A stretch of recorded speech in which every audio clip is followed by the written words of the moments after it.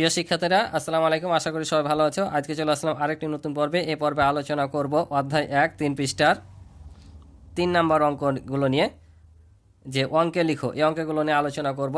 গত পর্বে আলোচনা করেছিলাম 1 ও 2 নম্বর অঙ্ক নিয়ে, তো আজকে আলোচনা করবো 3 নম্বর। তো তোমরা ক্লাসটি প্রথম থেকে শেষ পর্যন্ত ধৈর্য সহকারে দেখবে, আমি তোমাদেরকে সহজভাবে বোঝাতে চেষ্টা করবো ইনশাআল্লাহ। আর আমার ক্লাসে নতুন হয়ে থাকলে চ্যানেলটি সাবস্ক্রাইব করে আমার পাশে থাকবে এবং ভিডিও ভালো লাগলে ভিডিও শেষে অবশ্যই একটি লাইক কমেন্ট করে দিবে। আর আমার সম্পূর্ণ অধ্যায়ের ভিডিও তোমরা দেখতে চাইলে এই ভিডিও ডিসক্রিপশানে লিঙ্ক দেওয়া থাকবে, সেখান থেকে দেখে নিতে পারো, অথবা আমার চ্যানেলে গিয়ে প্লে লিস্টের মাধ্যমে তোমরা দেখতে পারো। তো চলো আমরা অঙ্কগুলো শুরু করি। তো অঙ্কে লিখি। এর আগের আমরা অঙ্কে পড়েছি যে নিচের সংখ্যাগুলো উচ্চ স্বরে পড়ি, কথায় লিখি এবং স্থানীয় মান নির্ণয় করি। তো আজকে কথায় না, অঙ্কে লিখতে হবে। অঙ্কে লেখা বলতে কি বোঝায়? এই যে আমরা অঙ্ক প্রতি কয়টি 10টি, অর্থাৎ 10টি অঙ্ক দ্বারা সংখ্যা লেখা হয়, ঠিক আছে? তো এক একটা অঙ্ক দ্বারা কি হয়, অনেকগুলো সংখ্যা গঠন করা যায়।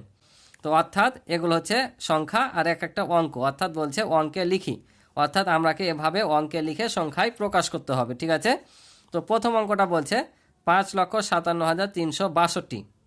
তো এটাকে আমরা যদি কথায় লিখি, তো এখানে যেটা নিয়ম আছে আমরা পূর্বে শিখেছি যে একক, দশক, শতক, হাজার, অযুত লক্ষ করে আমাদের বের করে বসাতে হবে। অর্থাৎ তোমরা দেখতে পাচ্ছ এখানে এই যে এভাবে লিখে আমাদের বসাতে হবে, কিন্তু এভাবে বারবার না লিখে আমি তোমাদেরকে শর্টকাট একটা নিয়ম করে দেব, যেখান থেকে তোমরা এই ঘরটা লিখার বারে বারে দরকার হবে না।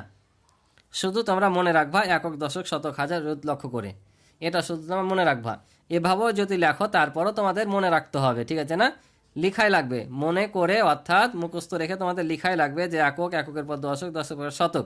তো এই কথাগুলো মুখস্থ রেখে তোমাদের বারবার লিখতে হবে না।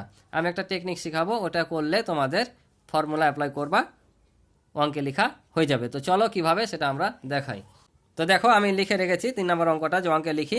প্রথমে কত ছিল? 5,57,362। তাহলে লক্ষ পর্যন্ত আছে, ঠিক আছে?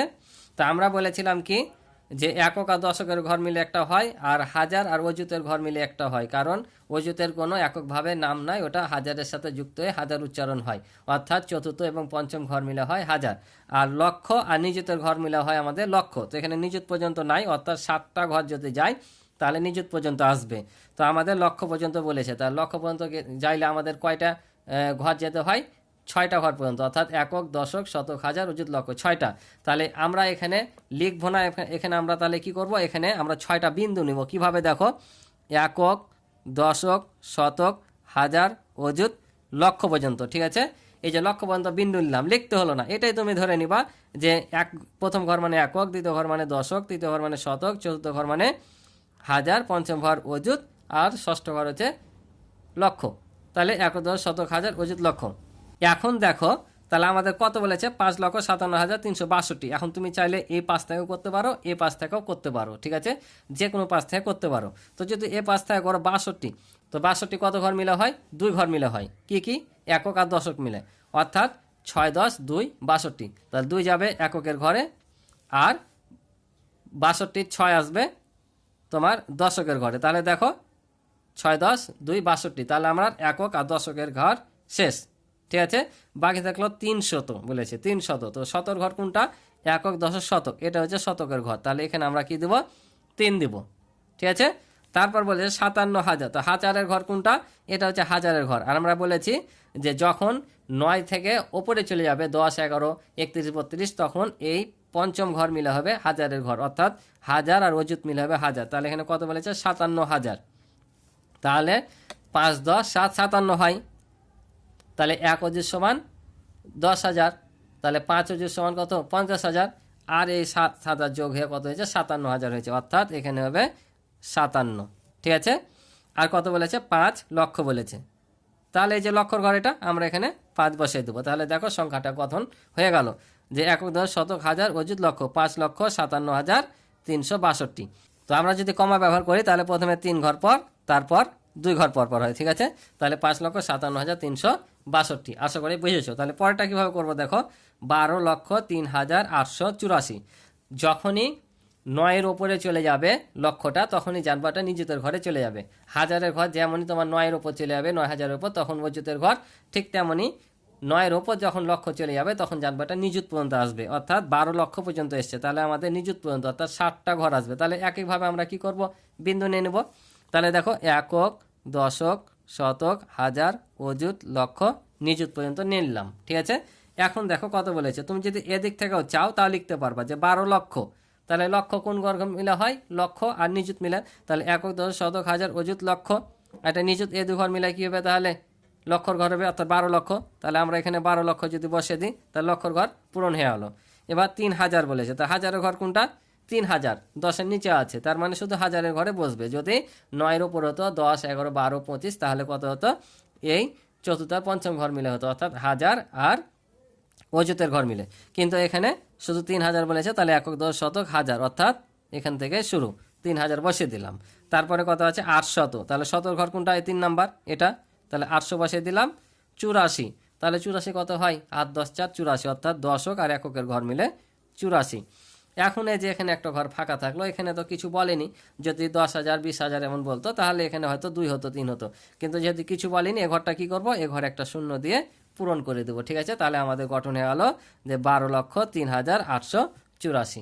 বুঝছো, আশা করি বুঝেছো। তো পরটা দেখো সেমভাবে 55,18,536। আবার নিয়ে নাও, 55 লক্ষ বলেছে, তার মানে আবারও সপ্তম ঘর নিযুত পর্যন্ত আসবে, তাহলে আবারও একক, দশক, শতক, হাজার, অযুত, লক্ষ, নিযুত। ঠিক আছে, তাহলে আবারও কত বলেছে 55 লক্ষ। তোমরা যদি এদিক থেকে বসাও তাও কিন্তু হবে, ঠিক আছে, সমস্যা নাই। তাহলে 55 লক্ষ, বা এদিক থেকে বসাচ্ছি একটা বার দেখো, তাহলে 36, তাহলে 36 3 10 6 36, আমরা আগে একক আর দশকে বসিয়ে দিলাম। এই বিন্দুগুলো এমনভাবে সংখ্যাটা লিখবা যেন বিন্দুটা এটার সাথে মিশে যায়। ঠিক আছে, তারপর কত বলেছে 500, তাহলে এটার ঘর শতর ঘর, তাহলে কি 5 বসিয়ে দিলাম। 18,000 বলেছে, তাহলে এটা শত, হাজার, অযুত, হাজার অযুত মিলে হবে, কারণ এই যে 18,000 হচ্ছে 9-এর বেশি, তাহলে এখানে 1 10 8 18, অর্থাৎ 18,000 আমাদের কমপ্লিট।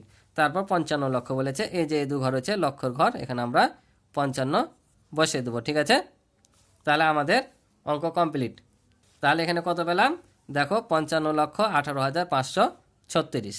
ঠিক আছে, তো আশা করি তোমরা বুঝেছো। পরেরটা তাহলে দেখো একটু ভিন্ন রকম, এখানে মধ্যে 4টি 1 লক্ষ 12টি 1000 দ্বারা গঠিত সংখ্যা, 4টি 1 লক্ষ আর 12টি 1000 দ্বারা গঠিত সংখ্যা। এই অঙ্কটা করতে হবে তোমাদের, ঠিক আমি গত পর্বে শিখেছিলাম, এখানে এই অঙ্কটার মতো করে আমাদের করতে হবে।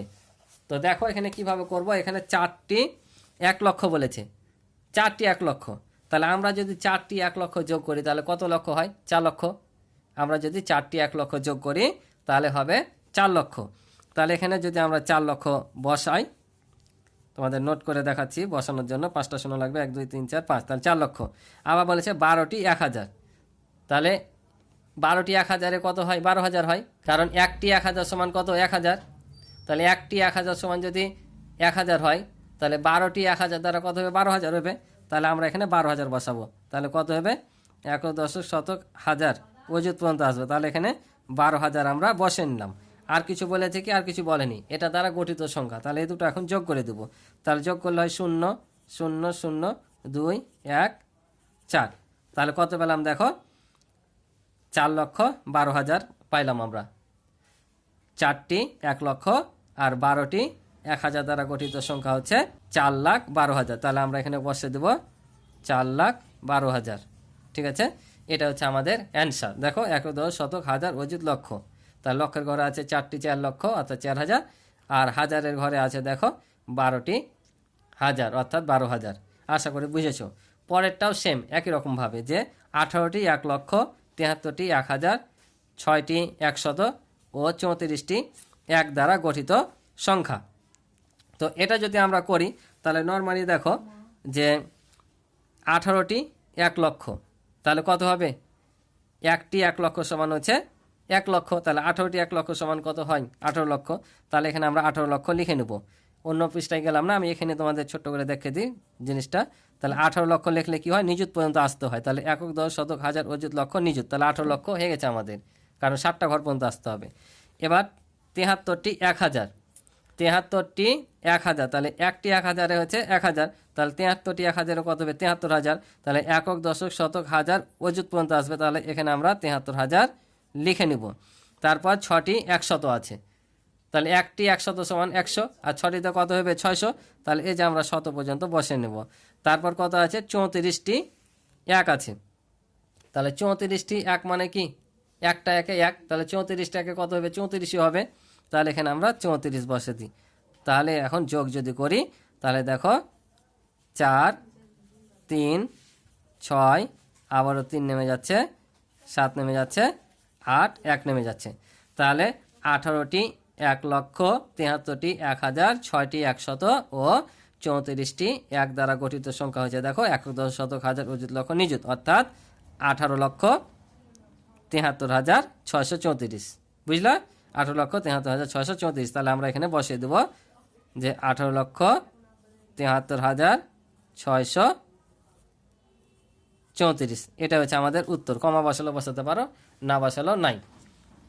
তো এ ছিল আমাদের এ পর্বের এগুলোর অঙ্ক। কথা লেখার স্টাইল তোমরা শিখলা, এভাবে করবা, আশা করি সহজ হবে। বারে বারে একক দশ শতক বানান করে তোমাদের লেখার প্রয়োজন নাই, এভাবে লিখলে তোমরা আশা করি অঙ্কগুলো করতে পারবা। তো আমার ক্লাসটি ভালো লেগে থাকলে অবশ্যই চ্যানেলটি সাবস্ক্রাইব করে আমার পাশে থাকবে এবং ভিডিওতে লাইক কমেন্ট করে দিবে। তো আজকে এ পর্যন্তই, ভালো থাকো, সুস্থ থাকো, দেখা হবে পরবর্তী নতুন পর্বে। আল্লাহ হাফেজ।